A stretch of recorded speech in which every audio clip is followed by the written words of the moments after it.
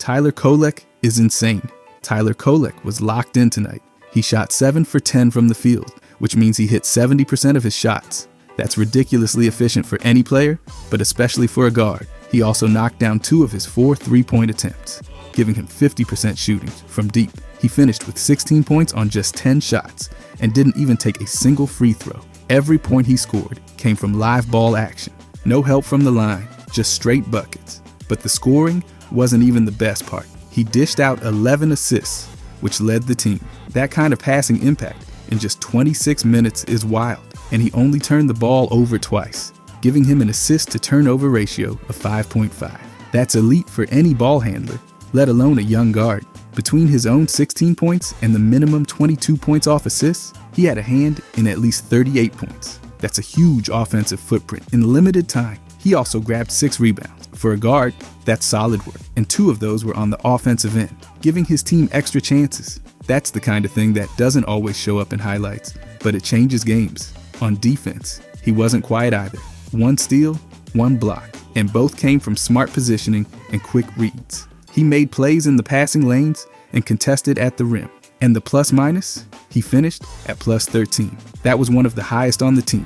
They were winning his minutes, plain and simple. And remember, he only played 26 minutes. He wasn't even out there full time, and he still produced like a starter. Efficient scoring, high-level passing, good rebounding, active defense, and low turnover. That's what you want from a guard coming off the bench. And tonight, he delivered all of it. But this is now 2 games in a row. Tyler Kolek kept it sharp in the NBA Cup Finals against the Spurs. He shot 5 for 9 from the field, which lands him at 55.6% efficiency. That's not just solid, it's efficient scoring without forcing the issue. He also went 2 for 5 from 3, hitting 40% from behind the arc. That's real volume for a guard, and he knocked down both of his free throws too. So across the board, he finished with 14 points on just 9 shots. That's a strong points per attempt rate, and it came from all 3 levels of the floor without needing a high shot count. But he didn't just score. He handed out 5 assists and only turned it over once. That gives him an assist to turnover ratio of 5, which is a top tier number for any ball handler. He didn't overhandle, didn't stall the offense, and still managed to contribute as both a scorer and facilitator. The balance he brought made the offense flow smoother, and there were no signs of ball stopping or inefficient usage. In the rebounding column, he grabbed 5 total boards. That's in just 20 minutes, which gives him a strong per-minute rebounding rate, especially for a guard. He's finding ways to contribute on the glass without relying on size or needing big minutes. That kind of sneaky production adds value even when he's not the focal point. Staying on the floor and keeping clean, defensive positioning is something most sophomores struggle with, but he's already showing control on that end. Then there's the plus-minus. He finished at plus 14, one of the best marks on the team. That's a clear indicator that they were dominating the Spurs while he was on the floor. And when you pair that with his shooting splits, the assist-to-turnover ratio, and the rebounding, it lines up with a performance that made an impact across the board. He didn't need huge minutes to do it either. He only played 20 minutes, but the production was closer to what you'd expect from a starter. He didn't need to dominate the ball or take 15 shots to be effective. He made every possession count, scored efficiently, found open teammates, hit the glass, and helped them win his minutes. It's the kind of box score that shows control, not chaos. Nothing wasted, nothing extra, just efficient, smart basketball from start to finish. And the thing is, his numbers are good for the whole season too. Tyler Kolek's sophomore season has been an interesting mix of strengths, limitations, and a few clear outliers. Statistically, it paints a very specific picture of what kind of guard he's been so far and where his impact has been most noticeable. Nothing in the profile screams volume scorer or takeover machine, but the numbers do show a player carving out a very specialized and efficient role with one elite standout metric that puts him at the absolute top among his peers. Let's start with the efficiency. His true shooting percentage is 47.4%, which lands him in the 8th percentile. That's very low for any guard, especially one who spends a decent amount of time on the ball. True shooting takes into account field goals, 3-pointers, and free throws, and this number suggests that he's had trouble converting consistently across all 3 areas. It's a concern, especially when paired with his shot quality score, which sits at 44 and places him in the 32nd percentile. So not only is the efficiency poor, but he's not getting particularly high-quality looks either. That combination explains why his scoring numbers haven't popped, but there's more to dig into with his shot profile. His free throw rate is at 18.5%, which is in the 30th percentile. That's below average, but not unexpected for a sophomore guard who doesn't attack downhill with a ton of force or physicality. He's not living at the line, and it limits his efficiency because he's not getting those easy points or chances to slow the game down. It also ties into his shot selection. He's not drawing contact often, and that probably means more perimeter-oriented scoring. That brings us to his three-point attempt rate, which is 54.5%. That's way up in the 75th percentile. So over half of his shots are coming from beyond the arc, which backs up the idea that he's playing more of a perimeter connector role than a downhill slasher. It's a high volume number, and while the true shooting suggests those shots aren't falling at a great clip, it does show that he's comfortable launching from deep and staying within a clear shot diet. Now let's get into his rebounding, and here it's a little quiet. His offensive rebounding rate is negative 0.7, sitting in the 31st percentile. Not much to see there, and honestly, that's fine. Most smaller guards aren't crashing the offensive glass with any real volume, and Kolek hasn't needed to be that guy. It's not a red flag, just a category where he's giving up value, but not one that matters much to his main role. Turnover creation, or more specifically, how often he turns the ball over when initiating, gives us a different read. His creation turnover percentage is 7.9, which lands him in the 60th percentile. That's solid. Not elite, but comfortably above average. It means when he's acting as a playmaker or shot creator, he's not coughing the ball up often. For a young guard, that's promising. It speaks to composure and control. Even if the scoring output hasn't been efficient, he's not making wild decisions or overextending himself. His usage load is 38.4, placing him in the 80th percentile. That's a significant number. It shows that he's heavily involved in the offense when he's on the floor, especially in terms of touches and decisions. Even though his shot numbers aren't high, his overall involvement is. He's functioning as a high-touch, low-mistake initiator who isn't taking over games with scoring, but is clearly trusted to make things happen. That shows up more in the next stat, creation. He's generating 5.2 creations, which puts him in the 74th percentile. That's strong. It means he's creating shots for his teammates at a high rate, and that he's been a valuable secondary or even primary creator when needed. His touches are turning into opportunities for others, and that makes his lack of scoring efficiency a little more forgivable. He's finding ways to impact the game that don't rely on him having to score 20 points. Now, portability is where things dip again. His score is 2.7, which is just the 28th percentile. Portability measures how well a player's style fits into different lineups or systems. A low score here means he might need the right kind of role or surrounding pieces to really thrive. He's not the kind of player who slots into any situation and just works. He's got specific strengths, and those need to be supported. So while he's been effective in certain contexts, he's not what you call plug and play.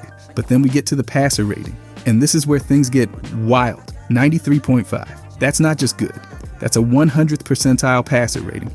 He's literally at the top. This is elite distribution, vision, and decision making. It means he's consistently making the right reads, delivering accurate passes, and setting up teammates in efficient spots. No one's doing it better by this metric. For a sophomore guard, that's insane.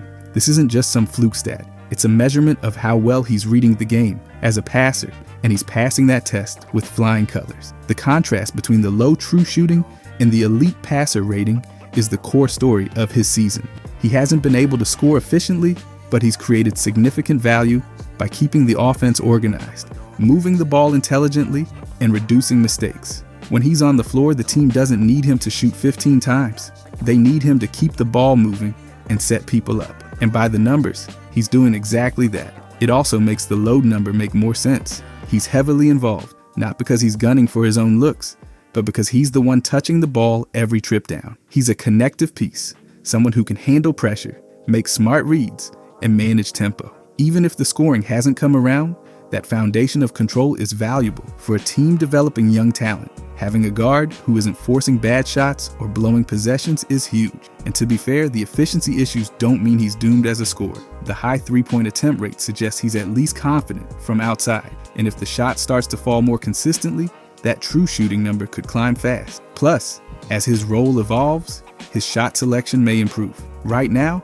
he's asked to do a lot in limited minutes, and sometimes that shows in his efficiency, but the core decision-making is already there. You don't get a 100th percentile passer rating without a deep feel for the game. So putting it all together, Kolek's season so far is defined by low scoring efficiency, high perimeter volume, average rebounding, solid turnover control, high involvement, strong shot creation for others, a low plug-and-play fit, and absolutely elite passing ability. He's not a scorer right now, and he's not a volume shooter who can carry a team offensively, but he's one of the most efficient distributors in his class, and he's already shown he can handle a significant share of the offense without breaking it. If you're evaluating him purely on points and shooting splits, the story is disappointing. But if you look at how he facilitates offense, how rarely he makes bad choices with the ball, and how well he keeps things flowing, it's clear that he's offering value in other ways. It's not flashy, and it's not going to make highlight reels, but it's the kind of stuff that wins minutes and earns trust. He's got a foundation to build on.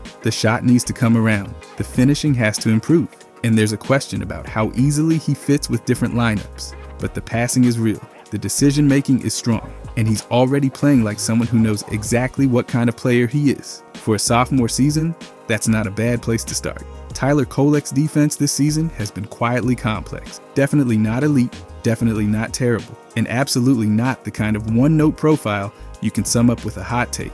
The numbers don't show a lockdown guy who's shutting down wings or racking up highlight chase down blocks. What they do show is a guard who's scrapping, creating events, holding his own on the boards, and surviving in space in a league full of mismatches. He's not dominating, but he's doing some very specific things well, and some things less well. So let's dig into all of it, with zero fluff and a full breakdown of what the numbers are actually saying. We'll start with deflection, because that's the stat that gives you a quick pulse check on how active a guard is in passing lanes and ball denial. Kolek is averaging 3 deflections, which puts him in the 69th percentile. That's good.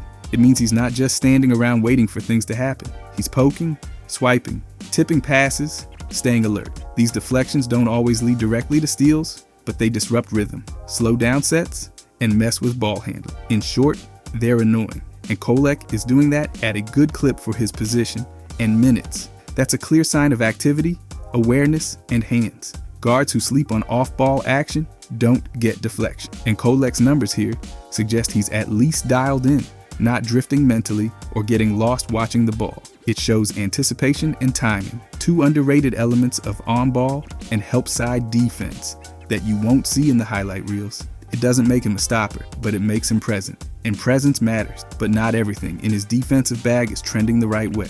Retova, which measures how much value a player adds by forcing turnovers on defense, comes in at negative 0.5, which is just the 16th percentile. That's low, really low. It means despite those deflections, he's not consistently finishing possessions with takeaways. He might be disruptive, but he's not converting that into extra possessions for his team. The energy is there, but the result? Not as much. He's poking, but not stripping. He's close, but not closing. That might come down to strength or timing, or maybe just a lack of elite quickness when it comes to fully blowing up actions. Deflections are the first step, but high-level turnover creation requires more burst, better traps, and aggressive rotation. So while he's making noise, it's not turning into extra possessions at a high rate. Now let's talk rebounding. His defensive rebounding metric is sitting at 0.4, which puts him in the 56th percentile. That's right around average, maybe a tiny bit above. For a guard, this is totally acceptable. He's not being hunted on the glass, and he's not leaking out irresponsibly. He's doing his job, securing the boards that come near him and not giving up second chances. He's not a rebound magnet, but he's not a liability either. Just solid, dependable rebounding from the guard spot. Now things get more interesting with rim defense. Here, he's sitting at negative 7.1, which actually ranks in the 77th percentile. That's not a typo. And no, it doesn't mean he's bad at protecting the rim. In fact, the stat is inverted from what it looks like. A more negative number means opponents shoot worse than expected at the rim when he contests. And this one is quietly really good. This tells us that when Kolek does end up near the rim on defense, whether on help rotations, scrambles, or switches, he's actually doing a great job affecting shots. He's not blocking a bunch, but he's contesting effectively. He's probably staying vertical, timing his challenges, or simply not fouling while forcing tough angles. You wouldn't expect that from a smaller guard, but it's there in the numbers. When he's around the rim, opponents shoot worse. That's a win. But then, we've got rim frequency, how often he's defending at the rim. And this is where context matters. His rim frequency is 32.5%, which is only in the 28th percentile. In other words, he's not at the rim that often. That makes sense. He's a guard. He's not camped under the basket or taking on power forwards. But it also means that his strong rim defense numbers come in limited doses. He's making an impact when he's dragged down there, but that's not happening on a regular basis. So while the contest quality is strong, the volume is limited. Next up, block percentage. He's posting 1.1%, which is in the 38th percentile. For a guard, that's totally fine. He's not a shot blocker, and nobody expects him to be. But he's getting the occasional hand on a drive or tipping a layup attempt, which is just enough to show he's active around the rim when needed. Not a strength, not a weakness, just situational help that occasionally produces a block. Nothing wild here. Now, versatility is where things get interesting again. His versatility rating is 14, placing him in the 21st percentile. That's low, and here's what it means. He's not guarding a wide range of positions. The majority of his matchups are likely against other guards, and when he's switched onto bigger players or wings, the results haven't been great. This isn't a surprise, but it confirms that Kolek isn't a switchable defender who can handle 1 through 3 consistently. He's more of a traditional matchup guy. Put him on a guard and keep him there. That lack of versatility limits his value in certain schemes. If a team switches everything or expects their guards to handle post mismatches or strong wing scores, Kolek's going to have trouble. He's got the awareness and effort, but not the size or lateral quickness to cover a wide spectrum of matchups. This is probably the area that will hold him back most on defense if it doesn't improve. You can get away with it in certain matchups, but not all. Lastly, we've got RPF, relative personal fouls per 100 possessions, and he's at 0.4, which puts him in the 39th percentile. That means he's fouling a little more than average, but not enough to be a real problem. It suggests some occasional reach-ins, maybe a few late rotations or bad contests, but nothing outrageous. For a sophomore learning the speed of the game, this number is actually fairly restrained. He's not hacking his way off the court, and that's a good thing. So now let's stitch this whole picture together. Defensively, Tyler Kolek is a mixed bag with some surprising highs and some expected limitations. He's active in passing lanes, solid on the glass for his size, and surprisingly effective when contesting at the rim. But he's not forcing a ton of turnovers. He's not versatile across positions, and he's not defending the rim frequently enough for that success rate to shift the needle much on its own. What you end up with is a role-specific defender in a system that lets him stay home on guards, stay out of high-contact mismatches, and roam a bit to poke and deflect. He can absolutely hold his own. He's not going to anchor a unit, but he won't sink one either. He plays with control, he rarely overcommits, and when he's involved in rim contests, he's showing real impact. The challenge is fit.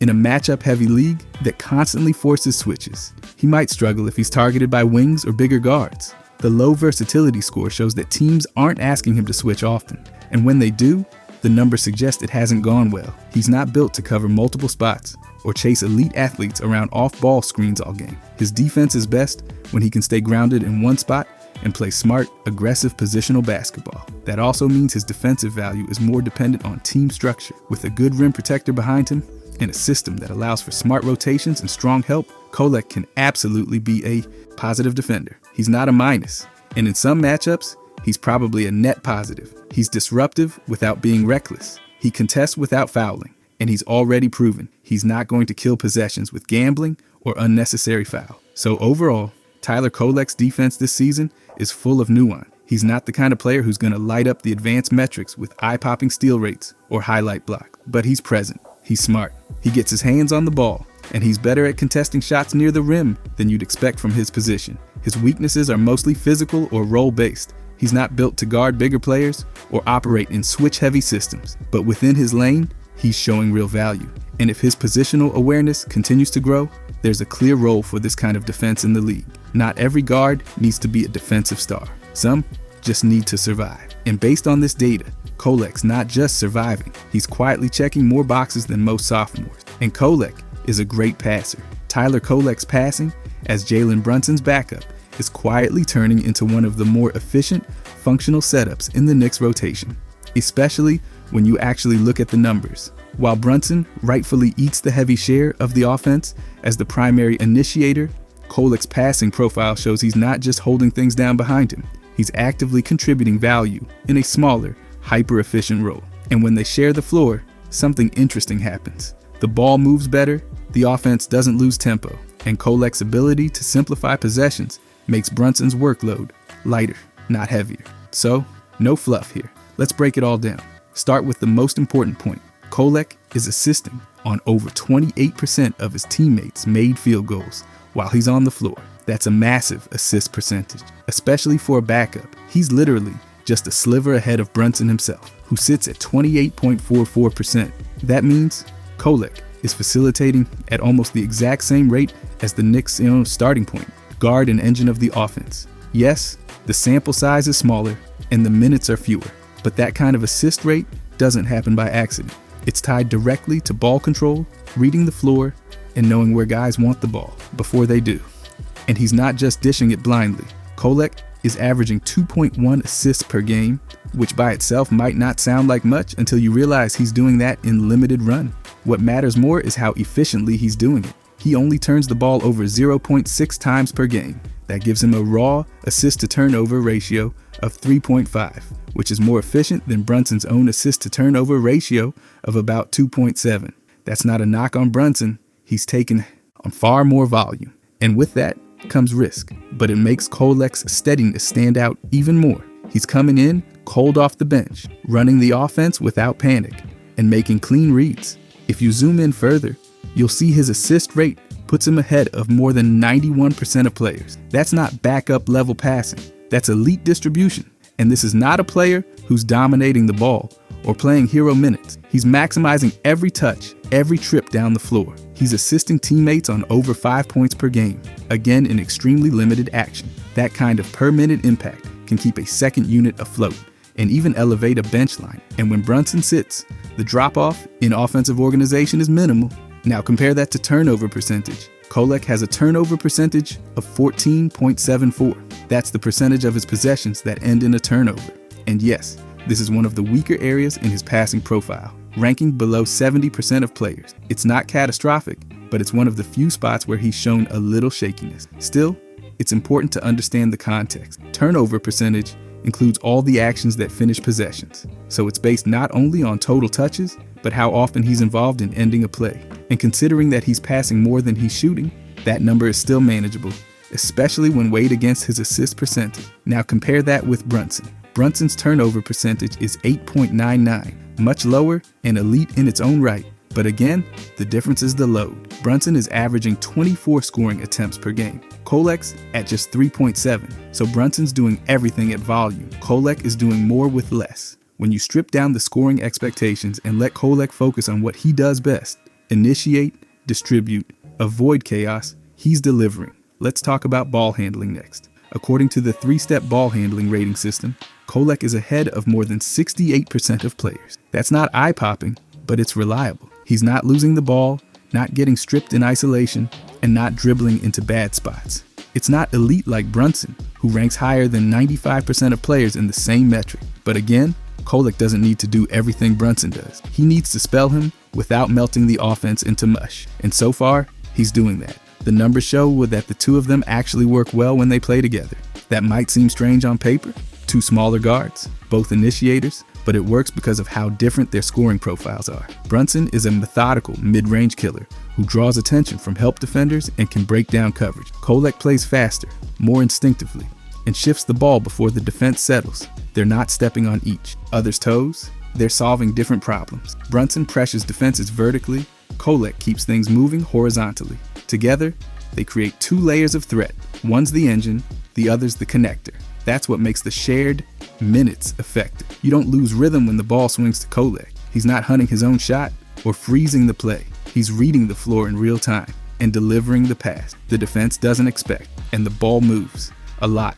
This dual handler setup becomes even more useful against zone or switch heavy defenses. Kolek isn't trying to break down defenders off the bounce every time. Instead, he's identifying the coverage, finding the weak side, and skipping the ball where it needs to go. He's also good at secondary creation, meaning when Brunson initiates and the first option gets cut off, Kolek is often the guy swinging into the gap and making the next read. Not every team has that kind of guard on the bench. Most backups are either gunners or completely passive. Kolek sits right in the middle, proactive, efficient, and extremely deliberate. What also helps is that his passing doesn't come with flash. He's not showy. He's not trying to bait the highlight reels. he's passing with purpose. Every dime is about function. Bounce passes to cutters, pocket passes on the pick and roll, cross-court skips when the defense collapses. He's not trying to thread needles that aren't there.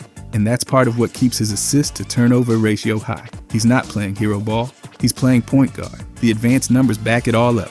Passer rating metric, assist to turnover ratios, assist rates. They all point to a guard who's operating way above his role. This isn't filler production. This is a sophomore backup, running a grown man offense. He's managing pace, distributing cleanly, and actually adding structure when Brunson's off the floor.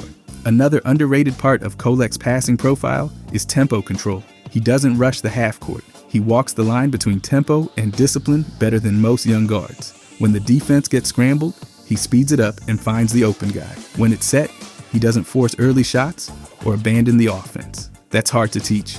Most young guards either go too fast and lose control or too slow and kill the rhythm. Kolek is threading that line and still finding ways to assist without dominating the clock. It's also worth noting that Kolek's passing isn't just functional, it's adaptable. He can play in multiple looks. Pick and roll heavy sets, he'll hit the roll man with clean, timely feeds. Transition opportunities, he's scanning the floor early and hitting wings in stride. Post entries, he throws with good angles, doesn't float lazy passes, and knows how to feed a mismatch without getting it picked. You'd think this guy was in his third season already, but he's doing this out of the gate.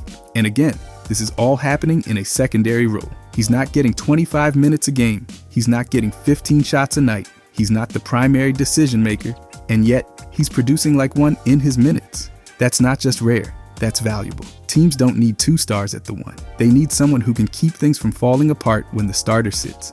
And right now, Kolek's doing exactly that. As the season goes on, there's a clear ceiling to what his role should become. Not a scoring machine, not an ISO threat, not a microwave guy. He's a rotation guard with a strong feel, low turnover volume, and elite read and react passing. And that alone makes him a problem for second unit. Give him a couple shooters and one reliable big, and you'll get clean looks every time down. That's what backup point guards are supposed to do. Create shots, take care of the ball, and elevate guys who aren't stars. Tyler Kolek's passing isn't the flashy kind that ends up in montage, but it's the kind that makes offenses actually work. Whether he's backing up Brunson or sharing the floor with him, he's proving that even in a limited role, you can make the entire team function better just by moving the ball the right way. If you guys enjoyed this, I'll be posting every day. I'd genuinely appreciate if you could subscribe. Thanks for watching.